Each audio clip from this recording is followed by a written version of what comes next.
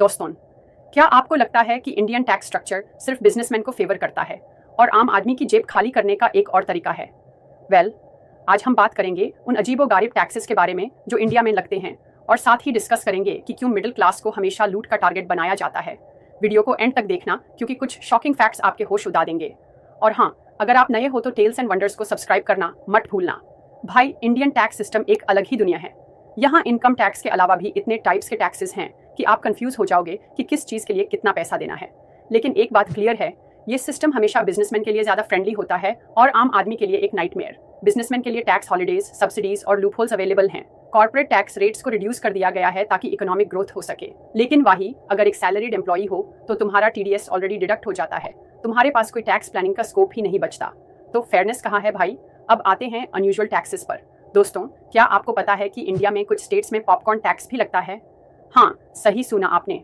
अगर आप किसी मल्टीप्लेक्स में पॉपकॉर्न खरीदते हो तो उस पर अलग से टैक्स लगता है। मतलब एंटरटेनमेंट के साथ भी जेब का एंटरटेनमेंट चालू। लॉजिक बस ये है कि लग्जरी आइटम्स पर टैक्स लगना चाहिए। मल्टीप्लेक्स पॉपकॉर्न लग्जरी है, मतलब घर पे पॉपकॉर्न सस्ता और हॉल में महंगा। टैक्स का इम्पैक्ट देखो। क्या ये फेयर है?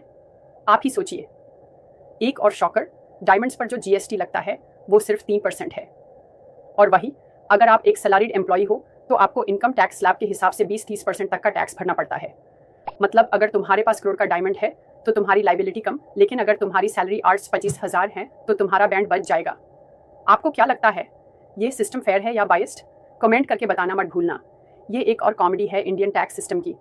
अगर आप प्लेन पराठा खाते हो तो उस पर 5% जीएसटी लगेगा, लेकिन अगर आप आलू पराठा खाते हो तो उस पर 18% जीएसटी लगेगा।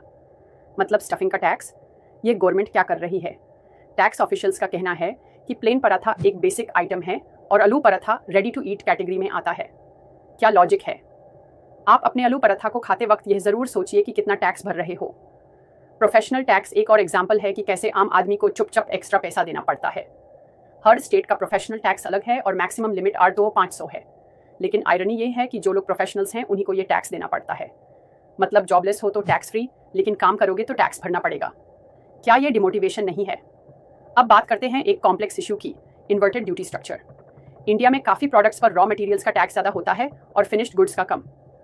एग्जाम्पल के लिए, अगर आप मोबाइल फ़ोन्स के पार्ट्स इंपोर्ट करते हो तो उन पे ज़्यादा ड्यूटी लगेगी, लेकिन अगर आप रेडीमेड मोबाइल इंपोर्ट करते हो तो ड्यूटी कम। स्मॉल मैन्युफैक्चरर्स का नुकसान, लार्ज कॉर्पोरेट्स का फ़ायदा। आपका क्या कहना है? क्या गवर्नमेंट छोटी इंडस्ट्रीज़ के लिए कुछ कर रही है या सिर्फ बड़े बिजनेसेस का सपोर्ट कर रही है? टैक्स सिस्टम का एक और पेन पॉइंट है इंटरेस्ट और पेनल्टी। अगर आप एक दिन भी लेट हो गए अपना जीएसटी फाइल करने में तो आपको हेफ्टी फाइन्स भरने पड़ते हैं। लेकिन अगर गवर्नमेंट आपका रिफंड डिले करे तो इंटरेस्ट का कोई सवाल ही नहीं है। ये एक और एग्जाम्पल है कि कैसे सिस्टम हमेशा गवर्नमेंट के फेवर में रहता है।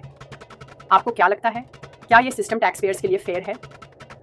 सबसे बड़ा सवाल ये है कि जो टैक्स हम भरते हैं उसका क्या होता है। रोड्स तो खराब ही रहती हैं, पब्लिक ट्रांसपोर्ट का हाल आप जानते ही हो, लेकिन पॉलिटिशियंस के अलाउंसेस और फॉरेन ट्रिप्स कभी कॉम्प्रोमाइज़ नहीं होते। क्या आपको लगता है कि जो पैसा आप दे रहे हो वो सही जगह यूटिलाइज हो रहा है, या फिर ये सिर्फ एक लीगल लूट का सिस्टम बन चुका है?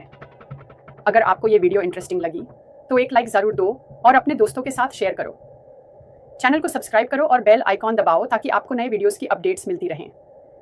यह आपका चैनल है टेल्स एंड वंडर्स, जहां हम बात करते हैं आपकी आवाज़ बनाने की। मिलते हैं अगले वीडियो में एक नए टॉपिक के साथ। तब तक के लिए अपना टैक्स टाइम पर फाइल करो और पॉपकॉर्न मत खाना।